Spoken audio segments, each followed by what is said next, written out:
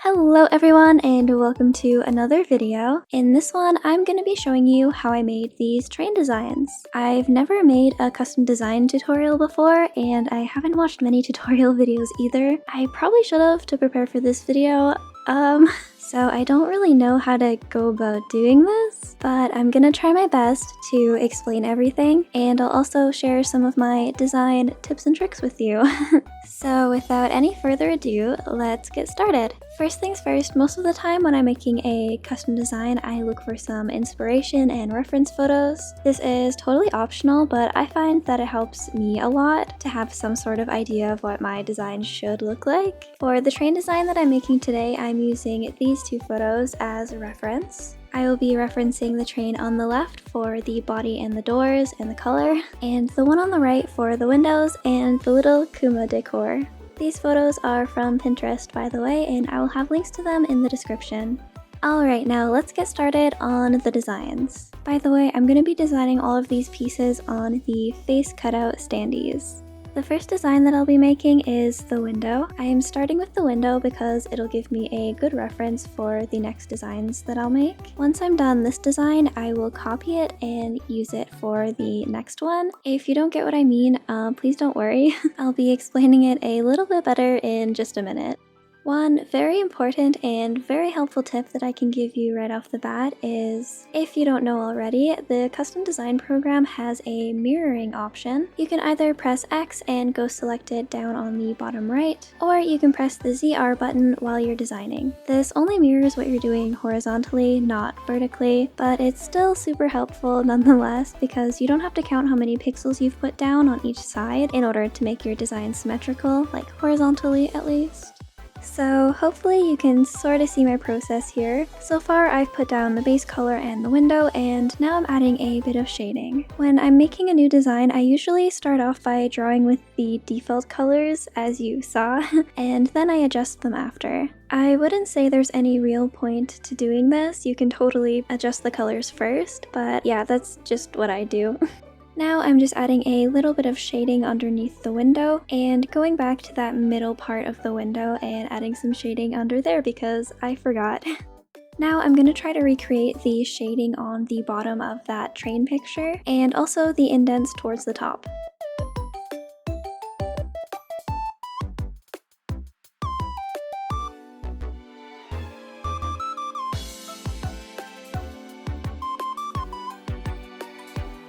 Here I adjust the colors quite a lot just to see what looks best. I will put together a collage of all of the colors that I used for each design along with a screenshot of the final design, so hopefully that might be a bit easier to follow than this video tutorial. I will put those pictures more towards the end of the video, and maybe I'll also upload them to Twitter. If I do, I'll have the link to the post in the description. Alright, so the first part of my train design is finished. Now I'm going to press Y and select copy it to the next space, and start designing on the new one.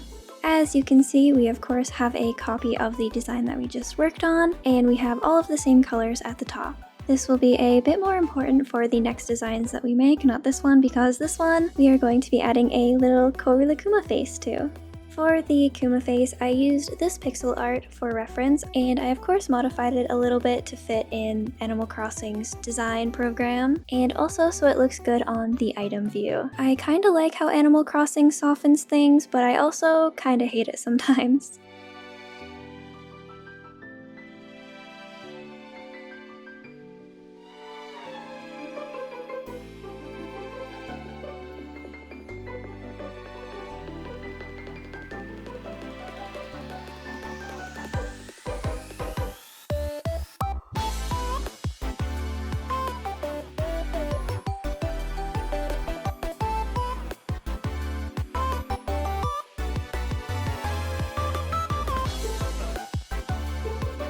To round out the eyes, I put a dot in each corner on the outside of each eye using a color that is very similar to the base color. Depending on what color the eyes are and what color the base color is, you'll need to play around with the saturation and the brightness a bit, just because not every shade will round out the eyes. Like, some shades will just keep them square. I like to try to get it as close to the base color as possible without it being too noticeable. Sometimes even just increasing the saturation can do it. Alright, the Kuma face is finished. Now I'm just gonna place these down to see how they are looking so far. I'd say they're looking pretty good. However, it was right here when I remembered I wanted rounded corners on the windows. So I'm just gonna go back and do that real quick.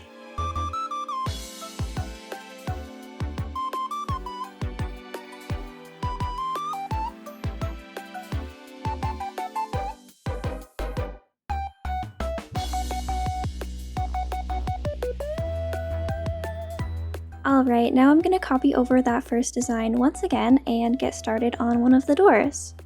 Once again, I am referencing that pink train picture for the doors. Basically, I'm going to try to make them look as much like the picture as I can, while still keeping things pretty simple.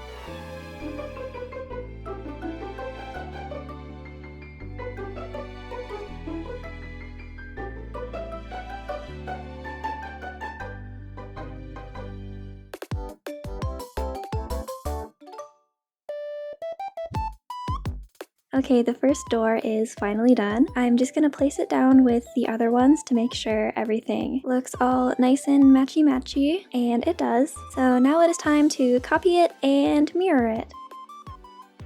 Just a little forewarning, this is about to look real messy.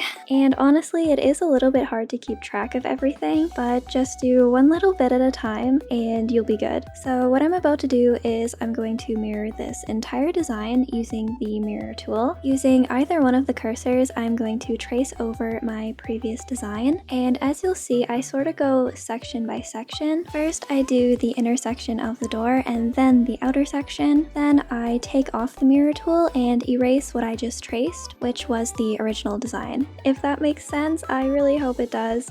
But yeah, I continue using the method of tracing and then erasing one thing at a time. By the way, that little dark line in the top right corner, at the time I totally forgot to change it, but I did eventually fix it, so you'll see the final version of it with the rest of the pictures at the end.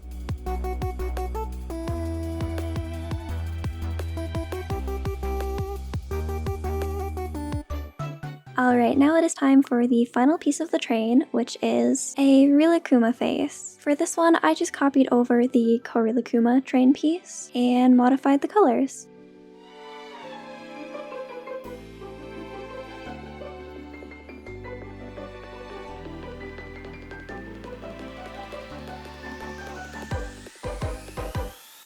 And with that, this train design is all finished. Here is how it looks all put together. If you would like to see how I made this little train station, I will have the video linked in the card at the top of the screen.